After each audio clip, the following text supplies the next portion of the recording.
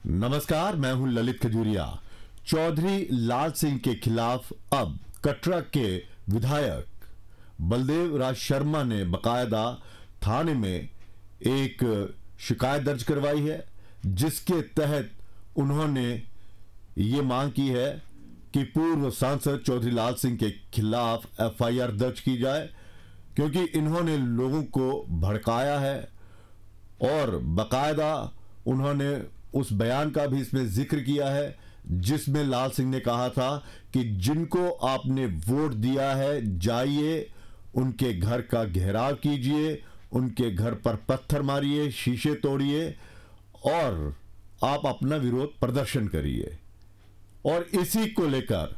बलदेव राज शर्मा ने बकायदा ये एक शिकायत दर्ज करवाई कि इनके खिलाफ भारतीय न्याय संहिता के तहत 192 दंगा भड़काने और उकसाने के धारा के तहत 196, 352, 351/2 इसके तहत जो है वो धाराएं जो हैं वो लगाई जाए, क्योंकि इन्होंने मेरे खिलाफ लोगों को उकसाया है, मेरी जान को खतरा है, भीड़ को उकसाने की कोशिश की गई उस दौरान जब चौधरी लाल सिंह जो हैं वो लोगों के बीच में गए थे और उन्होंने लोगों को उकसाते हुए कहा कि जिस नेता को, जिस विधायक को आपने जिताया है यहाँ से, आज वो कहाँ है, वो नहीं आए और अब आप उनके घर का घेराव कीजिए, उनके घरों के शीशे तोड़िए। तो इन सब को लेकर अपनी जान को खतरा बताते हुए और लोगों को उकसाने के मामले में इनके खिलाफ एफआईआर दर्ज करवाने की शिकायत जो है वो दी गई है। दरअसल पूरा मामला क्या है? मामला रोपवे को लेकर है कि वहां के जो स्थानीय व्यापारी, पिट्ठू, पालकी वाले, वो रोपवे का बकायदा उसका विरोध कर रहे हैं। श्राइन बोर्ड श्रद्धालुओं की सहूलियत के लिए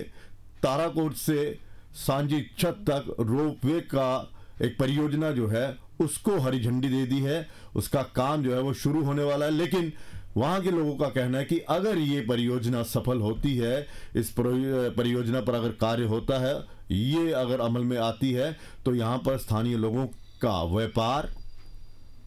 पिट्ठू वाले, पालकी वाले, ये सब के सब बेरोजगार हो जाएंगे,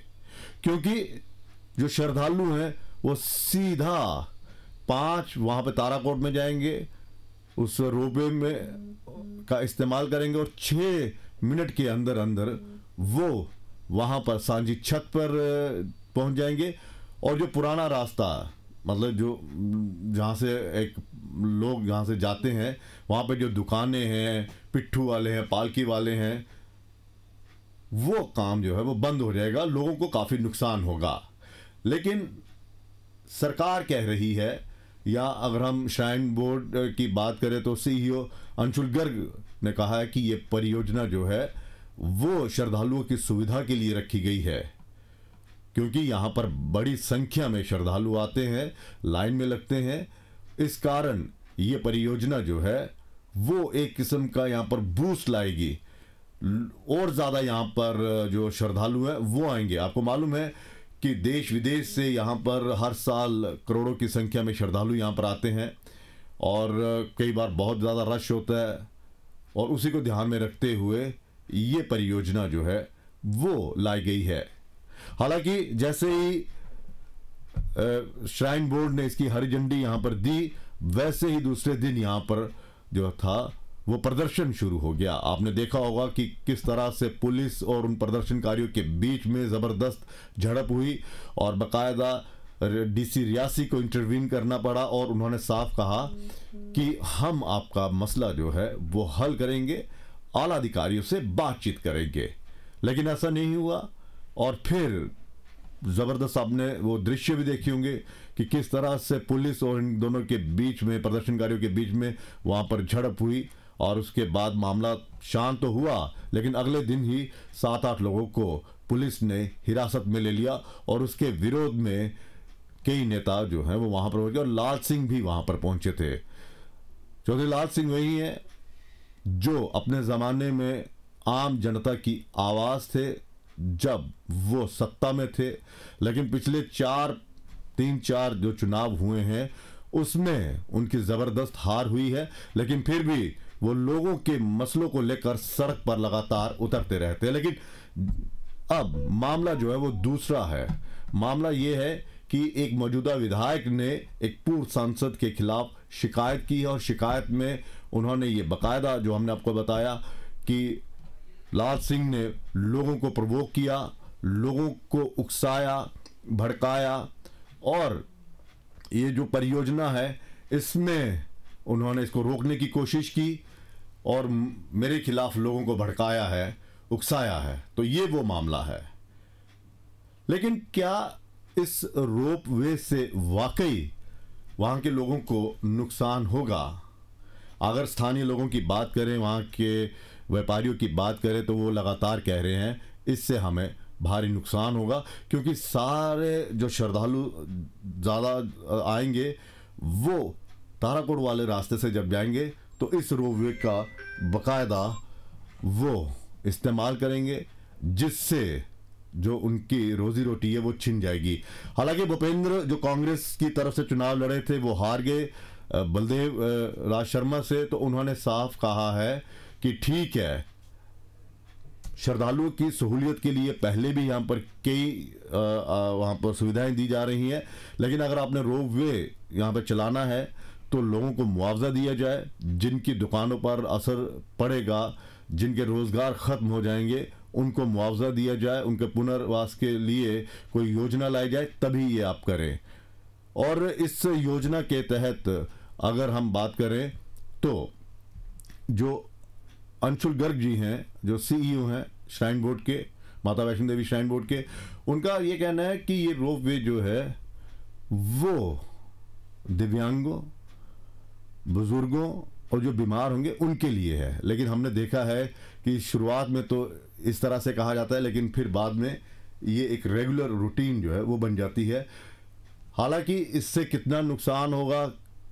क्या होगा, ये तो हम नहीं कह सकते, लेकिन वहाँ के जो लोग हैं वो कह रहे हैं हमारी रोजी रोटी जो है खतरे में है। इससे पहले जब वहाँ पर हवाई सेवा जब शुरू की गई थी तब भी विरोध हुआ था। बैटरी कार जो है वो अभी भी चल रही है। तो क्या बोर्ड के पास ऐसा कोई विकल्प है जिससे रोपवे भी चले और स्थानीय लोगों का नुकसान भी ना हो? ये एक बहुत बड़ी चुनौती है। लेकिन ये चुनौती तो चलती रहेंगी, लेकिन लाल सिंह के लिए मुसीबत पर मुसीबत खड़ी हो रही है। एक तो हार ने उन्हें परेशान कर दिया है, दूसरा वो लोगों के बीच में जाते हैं, भीड़ इकट्ठी करते हैं, विश्वास तो जीतते हैं, लेकिन वो विश्वास जो है वो उस अंजाम तक नहीं पहुंच पाता है जिस अंजाम तक वो पहुंचाना चाहते हैं कि अगर मैं चुनावों में लड़ रहा हूं तो फिर मुझे क्यों नहीं जितवाते। और अब वो उसी की शायद भड़ास निकाल रहे हैं कि तुसे तो उन्हें जिताया, तो जिन्हें जिताया उनके को जाओ उनके घर रख राव करो, उनके शीशे पन्नो, उन्हें बुलाओ इधर, कुत्थे ना जो। तो ये उकसाने वाली ही भाषा है। हालांकि प्रदर्शन करना एक अधिकार है। अगर आपको लगता है नीतियां जो हैं वो गलत हैं, लोगों के रोजगार छीने जा रहे हैं तरक्की के नाम पर, प्रदर्शन जो है वो होते आए हैं। लेकिन अगर आप उस नीयत से लोगों को उकसाते हैं, भड़काते हैं और सामने वाले की जिंदगी जो है वो खतरे में डालते हैं, तो ये सोचने वाला एक विषय है कि राजनीति अब कहां पहुंच गई है। हालांकि भारतीय जनता पार्टी ने भी खुलकर अभी तक ये नहीं कहा कि वो इस परियोजना के फेवर में है या इसके खिलाफ है। भारतीय जनता पार्टी भी फूंक फूंक कर कदम रख रही है। और बलदेव शर्मा ने इतना जरूर कहा है कि सरकारी काम में अड़ंगा डाला गया है, तरक्की जो हो रही है उसको रोका गया है और मेरे खिलाफ भड़काने की कोशिश ये हो। लेकिन ना तो बलदेव जी वहां पर दिख रहे हैं। चौधरी लाल सिंह को भी चाहिए कि आप लोगों की आवाज है तो वहां पर बैठिए ना, बैठ जाइए धरने पर। महात्मा गांधी जी भी धरना देते थे जब लगता था उनको कि कुछ गलत हो रहा है, आप तो बैठिए वहां पर, प्रदर्शन करिए, लेकिन उकसाने को लेकर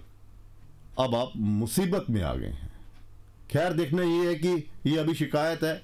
उसमें दर्ज होती है कि नहीं एफआईआर में, लेकिन एफआईआर में अगर दर्ज हो गई ये शिकायत तो फिर